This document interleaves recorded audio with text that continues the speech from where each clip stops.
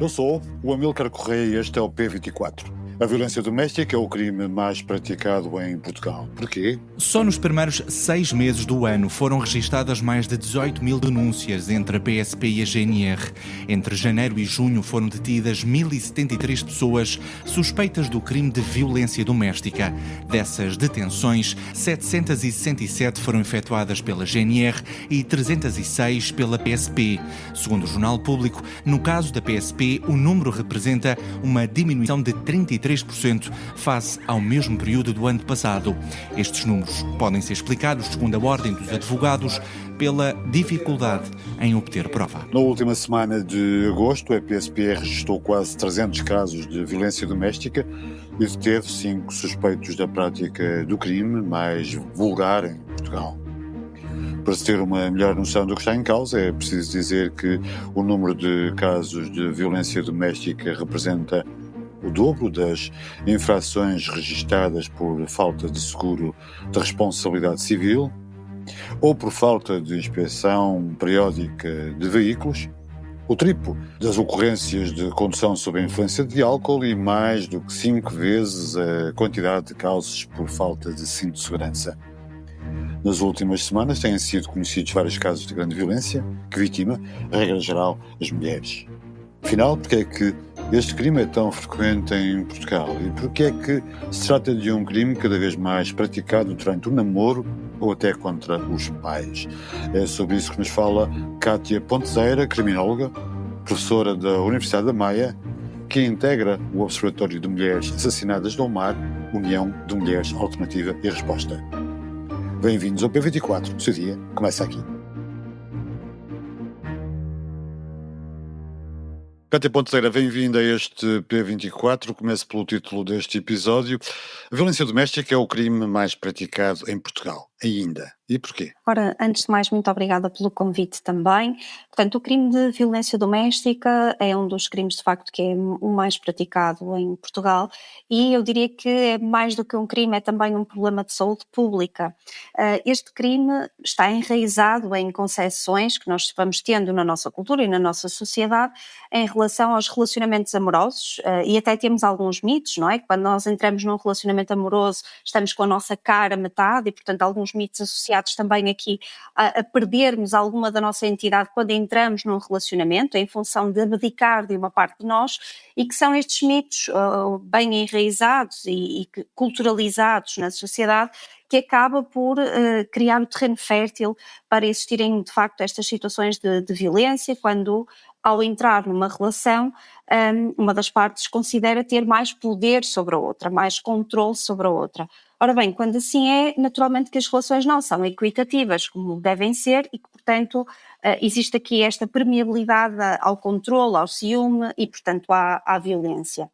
Isto, claro, tem uma forma de ser combatido, que é através da prevenção, e que, de outras formas de implementação também, mas principalmente através da prevenção, de alguma forma estimulando o que são relações saudáveis, não é? E promovendo aquilo que são as bases dos relacionamentos saudáveis e, portanto, onde há um equilíbrio de poder e não um desequilíbrio de poder. No primeiro trimestre do ano registaram-se 7 vítimas mortais por causa da violência doméstica. Comparando as razões das mortes até com homicídios anteriores, é possível identificar um padrão do agressor ou essas características têm vindo a alterar-se com o tempo? Muito bem, como nós sabemos, o crime de violência doméstica é um crime que normalmente tem padrões cíclicos, em que as formas de violência vão se tornando cada vez mais graves à medida que o tempo vai passando, podendo efetivamente culminar num desfecho mortal, como são os homicídios de que estamos a falar.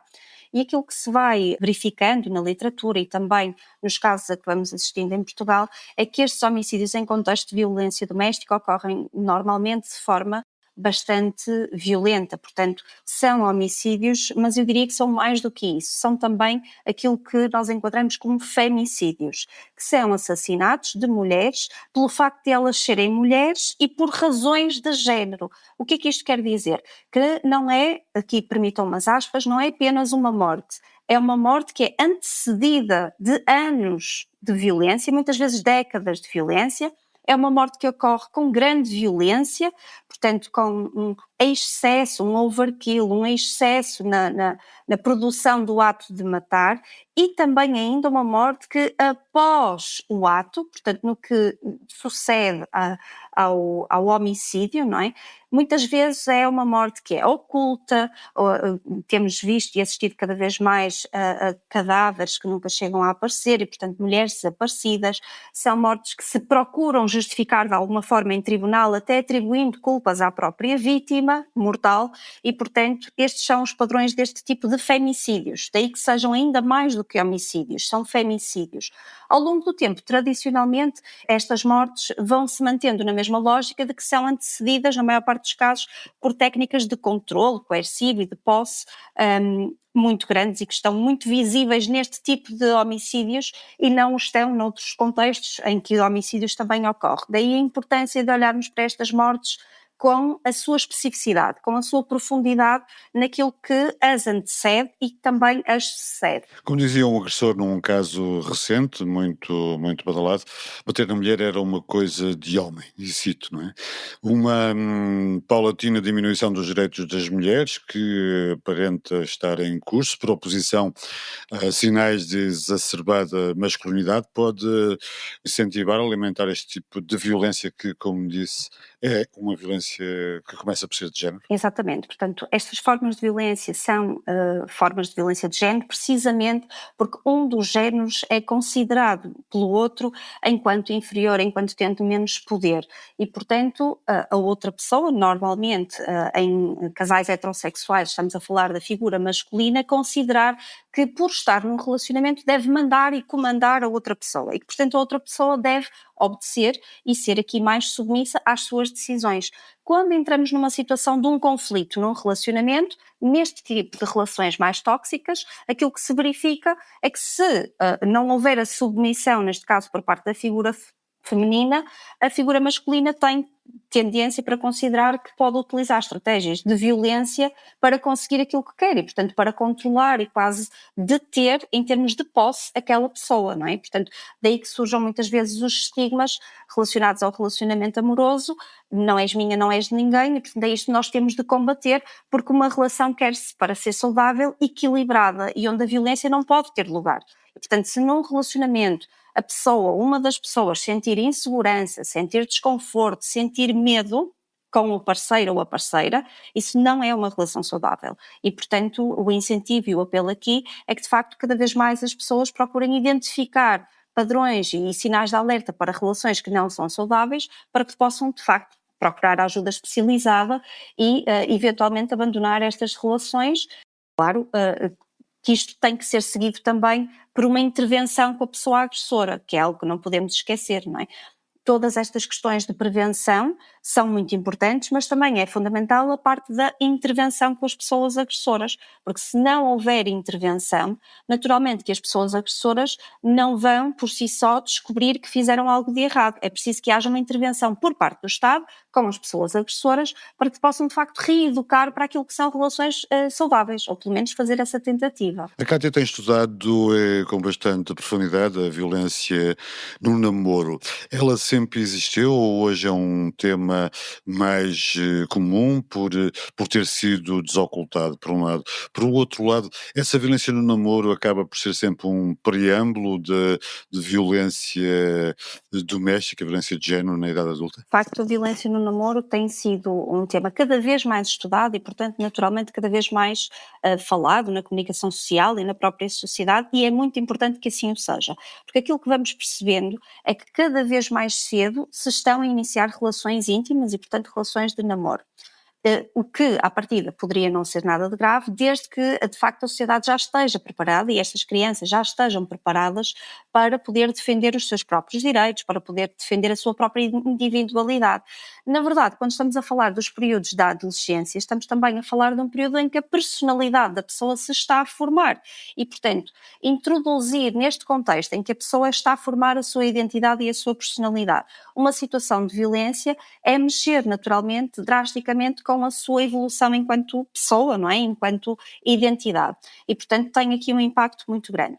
Se é certo que, por um lado, as formas de violência no namoro sempre existiram, também é verdade que agora estão a ganhar novas dinâmicas, nomeadamente pela utilização exacerbada da tecnologia por todos nós hoje em dia, mas Como forma de controle? também como forma de controle, não é? Se nós, pessoas da sociedade, cada vez mais utilizamos a tecnologia, vejam-se os e as jovens que também usam cada vez mais não apenas a tecnologia, mas as redes sociais também, e de uma forma muito diferente das pessoas adultas.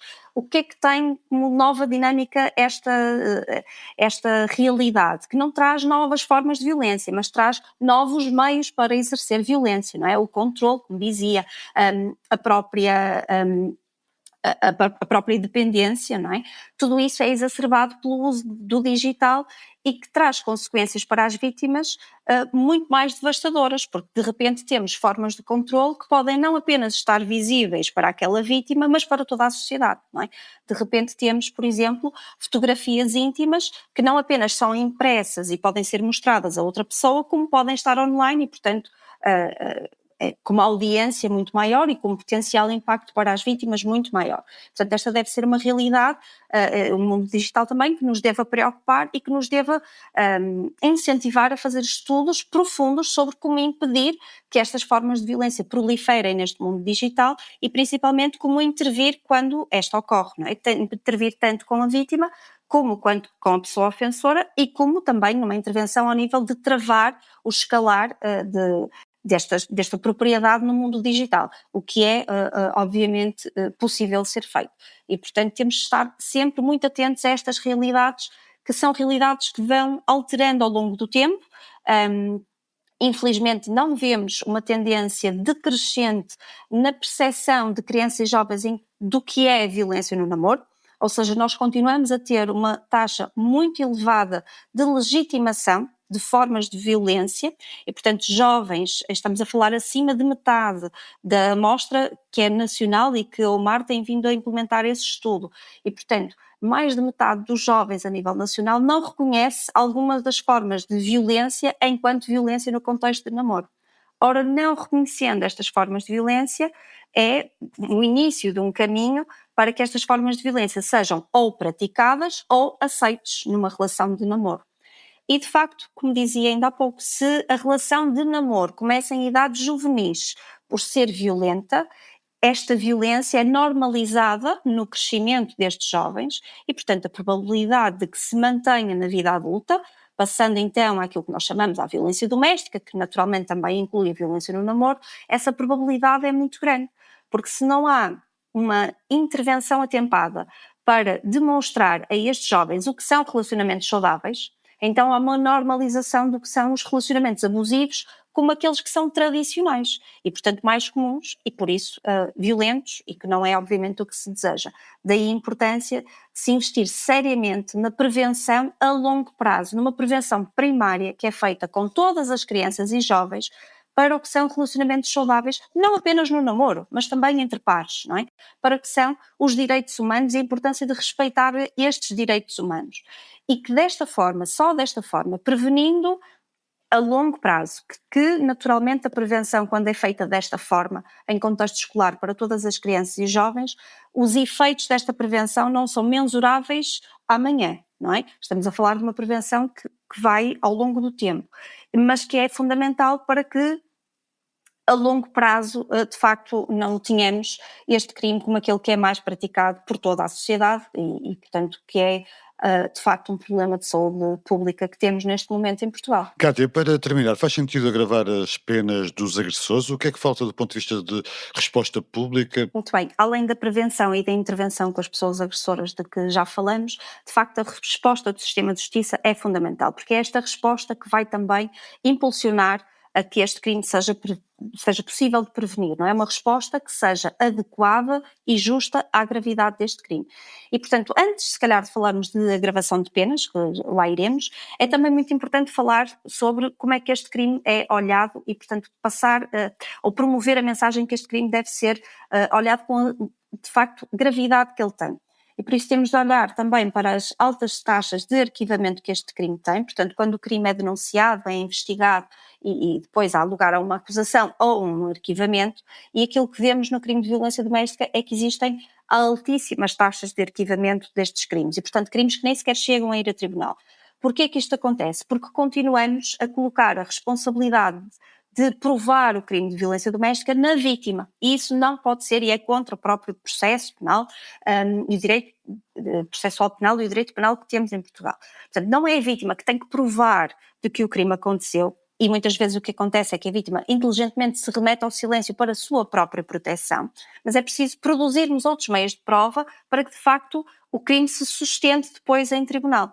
Portanto, isto não pode cair apenas nos ombros das vítimas. É preciso também que a própria sociedade e pessoas que têm conhecimento destas formas de violência se coloquem ao lado da vítima para que estes crimes sejam cada vez mais visibilizados, não apenas através das denúncias, mas também depois através de processos que chegam ao tribunal.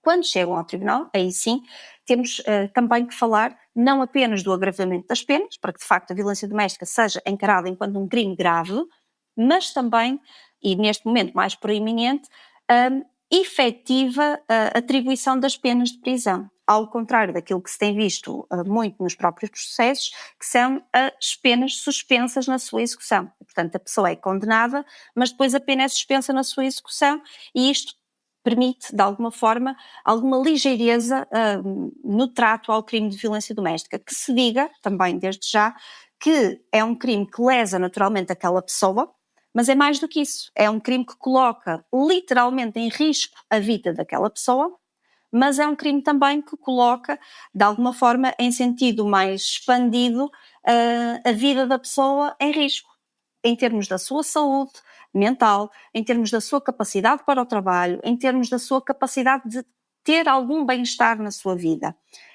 E, mais ainda do que isso, se não quisermos olhar apenas para esta vítima enquanto uma pessoa individual, e não o devemos fazer, é também um crime que coloca a vida de outras pessoas sob uma grande pressão, no mínimo, e aqui refiro-me, por exemplo, aos familiares destas vítimas e, muito em especial, às crianças que crescem num ambiente de violência doméstica, que terão, sem nenhuma dúvida, para toda a sua vida alterada de alguma forma, porque assistir a situações de violência doméstica de forma sistemática no seu dia-a-dia, no momento em que as crianças estão a crescer, estão a desenvolver, precisam de atenção e precisam mais de carinho e de amor para se desenvolverem de forma ajustada e adequada ao processo que a infância impõe, é fundamental. E isto não se coadjuva com um crime de violência doméstica. Cátia Ponteira, muito obrigado por esta análise. Obrigada pelo convite.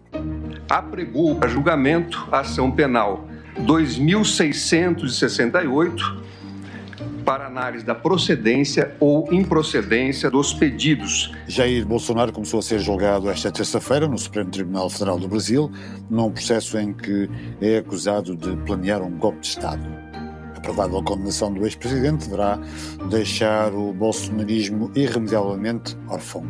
Sem o herdeiro óbvio, o ambiente é tenso e há espaço para uma luta fratricida. Obrigado por vir para 24. Voltamos amanhã.